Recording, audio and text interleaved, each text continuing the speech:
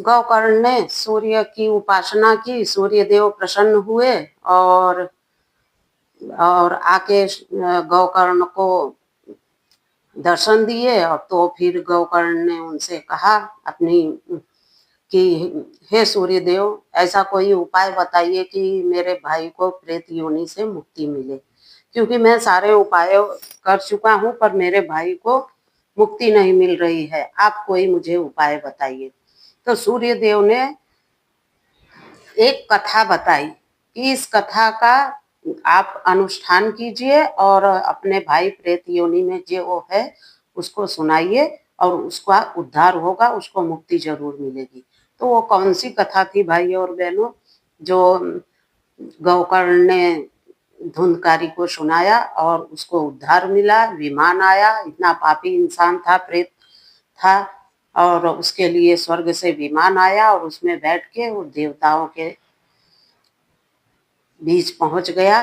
तो ऐसी कौन सी कथा है जो सुन के और अच्छे अच्छे पाप मिट जाते हैं, धुल जाते हैं, लोगों का उद्धार हो जाता है।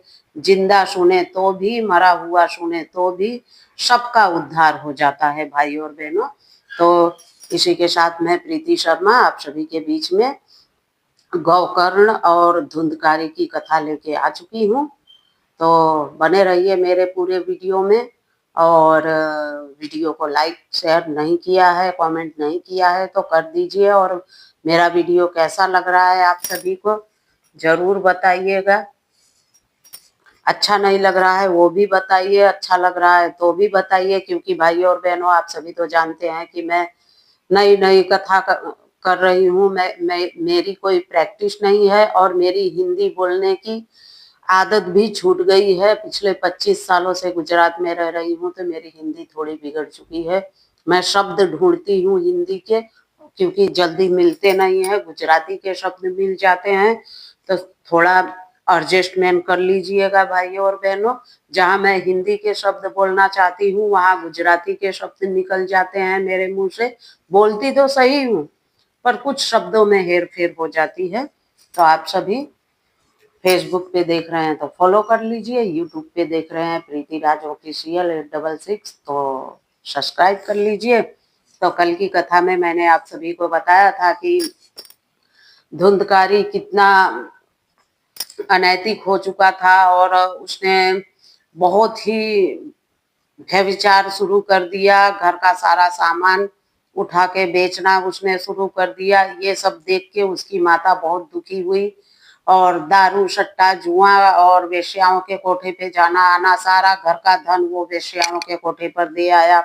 अब ये सब देख के उसकी माँ बहुत दुखी होती थी, माँ को भी अपने मारता था। मतलब कि जितने भी दुनिया के कुकर्म हैं वो सब वो कर रहा था। वो जब उसकी माँ डांटती थी, बोलती थी तो उसको भी मारता था भाई और बहनों। मारते मारते उसकी माँ एक दिन मर गई।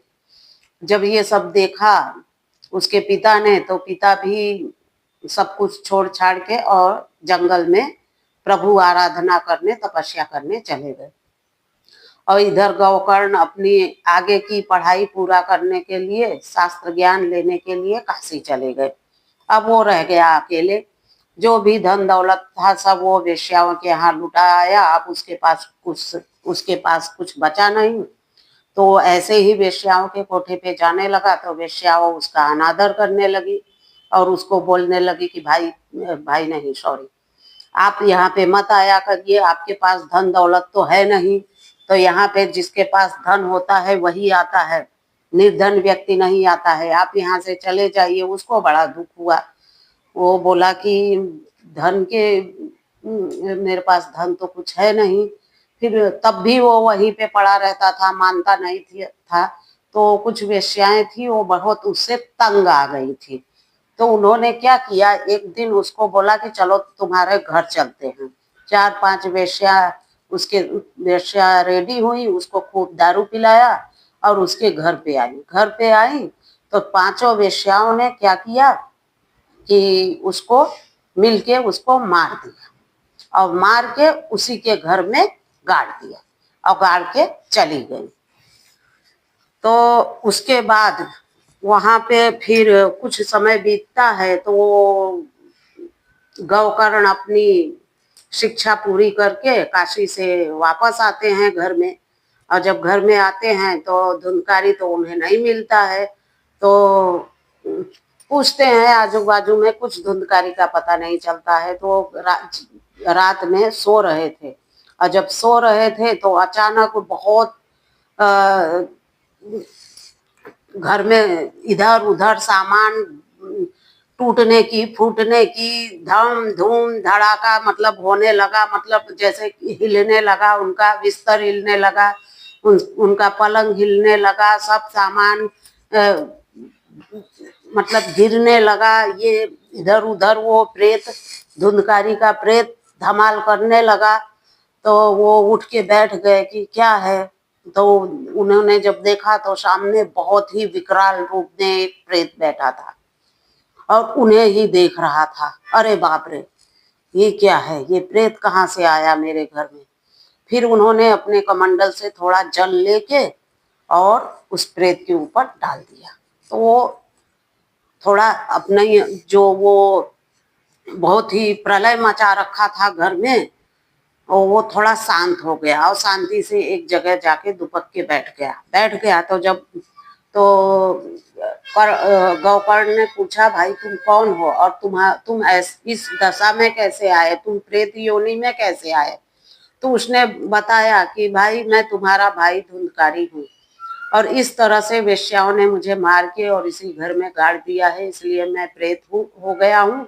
और रोने लगा कि भाई मुझे मुक्ति दिलाओ, बहुत ही दुखी हूँ मैं, बहुत यातनाएं मुझे सहनी पड़ रही है, और मुझे इस प्रेत योनि से मुझे मुक्ति दिलाओ, कुछ भी करके मुझे मुक्ति दिलाओ। तो गौकर्ण ने कहा कि अरे ठीक है भाई, मैं कल ही तुम्हारे नाम का पिंडदान करके आता हूँ, गया जाके आता हूँ और तुम्हारा सब करके आता हूँ। सुबह उठे गौकर्ण और गया चले गए।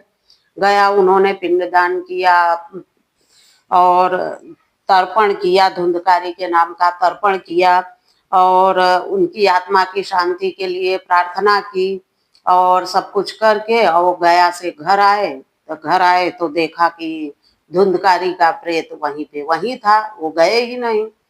तो वो धुंधकारी से पूछा, अरे तुमको मुक्ति नहीं मिली। तो वो बोले कि नहीं भाई, मैं बहुत ही महापापी हूँ और मुझे इतने सब करने से मुझे मुक्ति नहीं मिलने वाली। आप कुछ बड़ा उपाय करो भाई, तभी मुझे मुक्ति मिलेगी।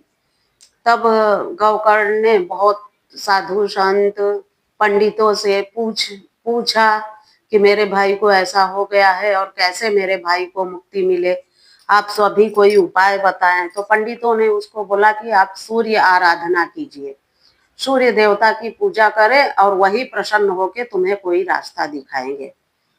तो गौकर्ण ने अगले दिन से सूर्य आराधना शुरू कर दी। कुछ दिनों तक, एक हफ्ते तक सूर्य देवता की पूजा की तो सूर्य भगवान प्रसन्न हुए और आके प्रकट हुए। तो गौकर्ण ने अपनी सारी व्यथा बताई कि हे सूर्य देवता, मेरे भाई के उद्धार के लिए, उसको प्रेत योनि से मुक्ति के लिए कोई उपाय बताइए। तो सूर्य देव ने कहा,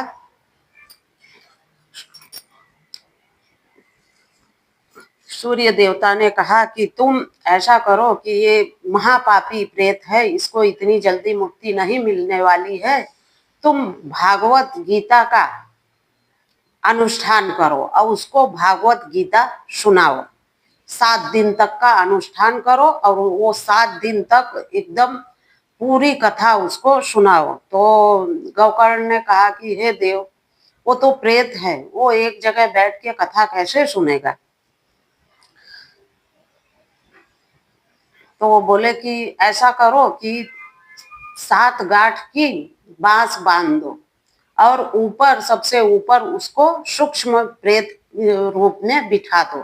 तो गौकर्ण ने कहा कि ठीक है देव, और जैसे ही तुम 7वें दिन उसको कथा सुनाओगी उसको मुक्ति मिलेगी, और यदि आप मुक्ति मिलेगी और मैं देवों को प्रार्थना करूंगा कि वो उसको मुक्ति धाम लेके जाएं, इतना कार्य तुम करो। तो गोकर्ण ने दूसरे दिन से ही 7 गांठ का बांस बांध दिया और अपने भाई जो प्रेत योनि में था धुनकारी को बोले कि तुम इस पे बैठ जाओ।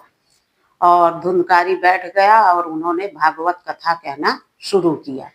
और जब वो भागवत कथा जैसे जैसे एक एक दिन पूरा होने लगा और पहले दिन की कथा पूरी हुई, एक गांठ टूटी। दूसरे दिन की कथा पूरी हुई, दूसरी गांठ टूटी, क्योंकि वो बहुत ही तन तो था नहीं उसके पास, सच्चे मन से वो कथा सुन रहा था, कथा का पान कर रहा था, इसलिए उसकी गांठें धड़ाधड़ टूटना शुरू हुई। 7वें दिन उसकी 7वीं गांठ भी टूट गई। अंतिम दिन था और अंतिम कथा थी, तो गांठ टूट गई भाई और बहनों। और उसको पुष्प विमान आया, देवताओं के यहाँ से, स्वर्ग से विमान आया और वो एकदम देवता, उस गांठ जैसे ही गांठ टूटती है एकदम सूक्ष्म शरीर में देवता जैसा उसको शरीर मिलता है और वो देवलोक को चला जाता है, स्वर्ग में। तो भाइयों और बहनों, भागवत गीता ऐसा है, जिन्होंने एक बार सच्चे मन से सुन ली, श्रीमद् भागवत कथा का आयोजन किया प्रेत ने। हाँ, यहाँ तक तो हमने आप सभी को सुना दिया।